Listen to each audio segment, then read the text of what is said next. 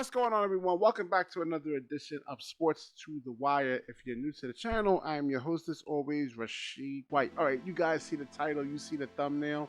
It looks like TNT will not be bringing back Shaquille O'Neal. He's not currently under contract to return to inside the NBA next season, and good riddance. Do not let the door hit you where the good Lord split you. All right, and I'm gonna get into the reasons why I actually feel that way. This guy probably has some of the most insane, worst basketball takes that I've ever heard of, and you don't really get any information from this guy. He constantly just trashes the actual current NBA brand, trashing all the players, goes back to his generation, saying his era is actually better. People believe this stuff, and he doesn't really get into like the logic when it actually comes to basketball or anything like that. So let's get into it. You guys see it right here. Shaquille O'Neal not currently under contract to return to inside the NBA next season. All right, so news broke Saturday that Warner Brothers Discovery and ESPN struck a deal with that will see WPD continue to produce the ironic Inside the NBA studio show featuring Ernie Johnson, Charles Barkley, Kenny Smith, and Shaquille O'Neal. However, this season and licensed to ESPN, TNT will no longer air NBA games after this season, but Inside the NBA will remain a TNT property and air on ESPN beginning within the 25-26 season. However, as of now, there is one problem with the cast. Sources say, let me scroll this down over here. Sources say, what was I? Okay. Oh, O'Neal's contract with WBD expires on July 1st of 2025. O'Neal has a slightly different deal than his three castmates because they do other things for WBD, including the NCAA tournament. Shaq's deal is strictly for the NBA, and it's about to end in about 8 months.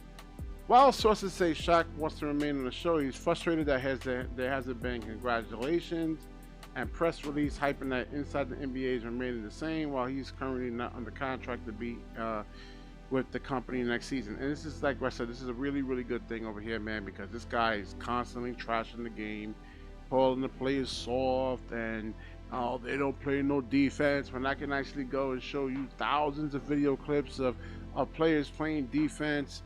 I mean, you saw it in the actual NBA Finals this year, how Jaylen Brown was shutting down Kyrie, one of the most skilled players that we actually ever seen in NBA history, and that's actually true. But Jaylen Brown, you saw how he was being physical, and he was able to move his feet and really kind of like slow Kyrie down. And you see PJ Washington was the same thing.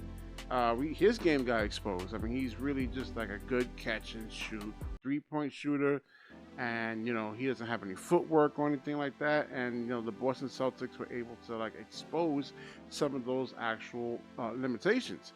Shaquille O'Neal doesn't want to acknowledge that, hey, listen, the game has actually gotten better. The players have actually gotten better. They're more skilled. They're more athletic. They're longer, right? I mean, we've seen like point guards like 6'7", 6'8". We've seen in the draft coming out, we got a lot of 6'8", 6'9" point guards coming out. I mean, you see Jokic, his ability to actually handle the ball, pass. I mean, it's incredible. Shaquille O'Neal actually really should be like really kind of hyping this up. Instead, he trashes them, saying, oh, well, they shoot too many threes. And I said, yeah, man, you guys shoot threes. You think it's easy to score on these guys, man? They're not easy. Jaylen Brown's not easy to, and Drew Holiday. These guys aren't really easy just to go and score against, man.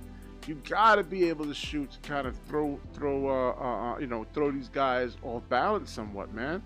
If you can't shoot, shit, all they gotta do, and it doesn't matter what level of basketball you actually play, all they gotta do is just drop back and then just wait for you to go at the go to the rim right there, man. So this is a good thing right here. I hope Shaquille O'Neal really gets off. Oh yeah, that's another thing too. Just even about Ben Simmons, and I don't know how a lot of people actually feel about him, and I get it, but just laughing at the back injury, him having back surgery. Oh, go put some icy hot on that thing instead of really kind of getting into the science of the back injury and how painful it is, right? I mean, back injuries are no joke. When he had that Achilles tear, right? Why he didn't put no icy hot on his Achilles tear and just go right back in the game? You know, this is some of the dumb shit that I be talking about, man. And it just goes on and on and on and on. Well, back in my days, man, they used to be physical and throw people on the ground. Why would you want to, like, I mean, listen, basketball's always been a limited contact sport, all right? What you seen back in the 90s, that's not defense, man. That's fouling, okay? That's not defense. Now, today, right, you actually have to be able to move your feet. You slide your feet. And if you can't do that, hey, it's not a job for you in the NBA then, man. That's just how it is, you know. And the big men definitely evolved. We've seen guys like Paolo Banchero and Jaren Jackson Jr. The way these guys can handle the basketball against, like, Giannis Antetokounmpo, a 7-footer. We've never seen a 7-footer do the things that he's actually been doing. None of that stuff. We've never seen any of this stuff. It hasn't existed in the 80s. Magic Johnson was a 6'9" guy, like you know, that can handle the basketball, but now we've got a lot of 6'8", 6'9", 6'10" guys. Look at Şengün, look at Wemby, you know, look at Chet Holmgren. You know, these guys are 7-footers, man, that can handle the basketball against, like, you know, pressure defense, man.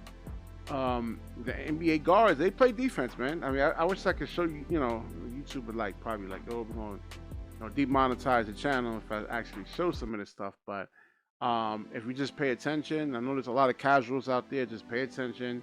You know, like guys like, let me think. Like Dorian Finney-Smith or something like that, right? He can't just go in and out, cross over someone and just take it to the hole at will, man. That's not going to happen. He's going to get stripped. I mean, we seen, and listen, they have all defensive teams, right? They have all defensive teams, first, second, third, if they don't play no defense, then how come they actually have those teams? And one more thing before I actually go, right?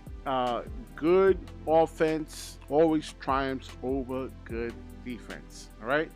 I know you guys actually heard that term before. And Shaquille O'Neal doesn't tell you any of this stuff, man. But, I mean, there's nobody that can stop him, right? There was guys that was actually trying to play defense against Shaq. He's just too big, too strong. You know? I mean, he's not telling you any of this. So, good riddance, Shaquille O'Neal. You've been really, really bad for the game of basketball, man. And hopefully you got more people like me that comes out there and really actually starts telling the truth. All right, so like, comment, subscribe, certainly share this video. When you share, the universe certainly shares back with you. Peace.